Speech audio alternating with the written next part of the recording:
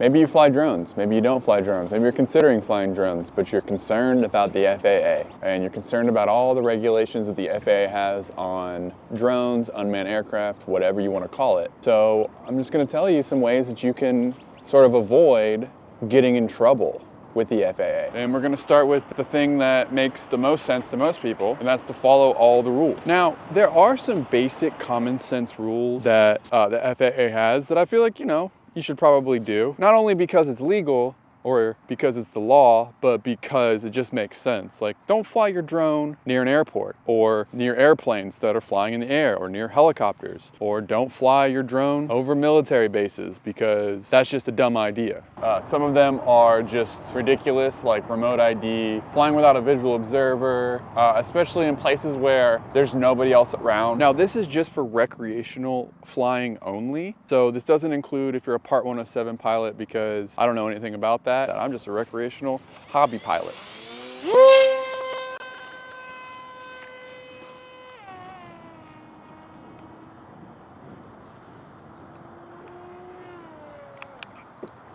And now, what exactly are these FAA rules that you have to follow when you're flying a drone or an RC airplane or anything remotely in the sky that's not a kite? Fly only for recreational purposes, personal enjoyment. Follow the safety guidelines of an FAA recognized community-based organization, CBO. Keep your drone within the visual line of sight or use a visual observer who is co-located physically next to and in direct communication with you. Give way to and do not interfere with other aircraft. Fly at or below FAA authorized altitudes in controlled airspace. Fly at or below 400 feet in Class G uncontrolled airspace. No, anyone flying a drone in the U.S. National Airspace System is responsible for flying within the FAA guidelines and regulations.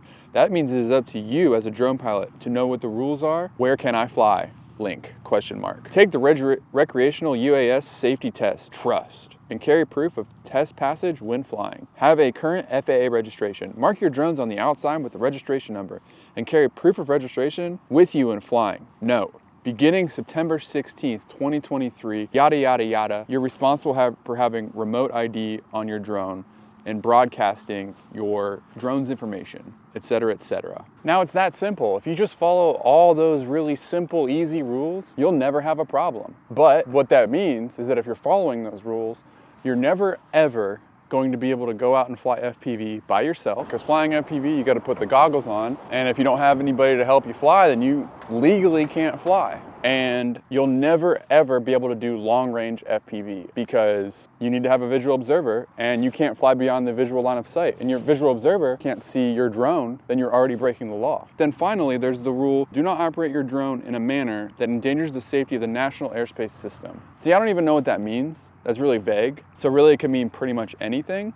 but just don't break that rule, which basically means don't make them think that you're breaking that rule. And theoretically, one could argue doing freestyle tricks and being erratic with your drone could be endangering the safety of the National Airspace System.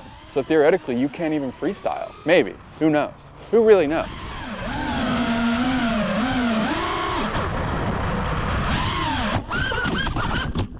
Now, what if, you don't have any friends or anybody to go fly with, but you really want to do FPV, or you really want to fly your drone? Or what if you really want to do long range? What do you do in that situation? You don't necessarily have to abide by all the rules to stay off the FAA's radar, because honestly, they really don't care that much, as long as you're not, making a spectacle of yourself. And I'm not advocating for anybody to break the law or to break rules that the government has so graciously provided for us. You should always follow all the laws and regulations and rules, because rules and laws are real, not just made up fake stuff at all. Trust.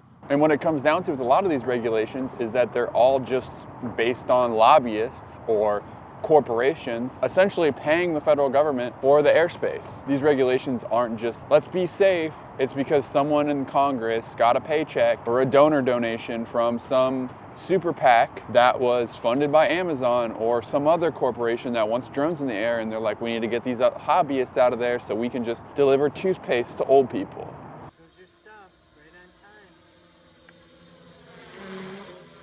Now, I think a really simple rule to follow when it comes to avoiding any sort of attention from government agencies such as the FAA is to simply just don't be an idiot. Don't be stupid. You know, even if you're not following all the rules per se, don't break those rules in a stupid way. Like for example, if you're going to decide not to fly with your remote ID module on your FPV drone or not have remote ID, and then you go do something really stupid and get a call from the FAA, they're probably gonna know that you didn't have remote ID because they weren't able to track that flight on their little app or whatever. So therefore, that's another infraction that you'll have to deal with. So just don't be stupid, trust. Now, also, I think having remote ID on your drone in general is probably a good way to let the FAA know that you're flying your drone. So if you don't have it on there, they won't know that you have it, that you don't have it on there. But if you have it on there, then they know you have it.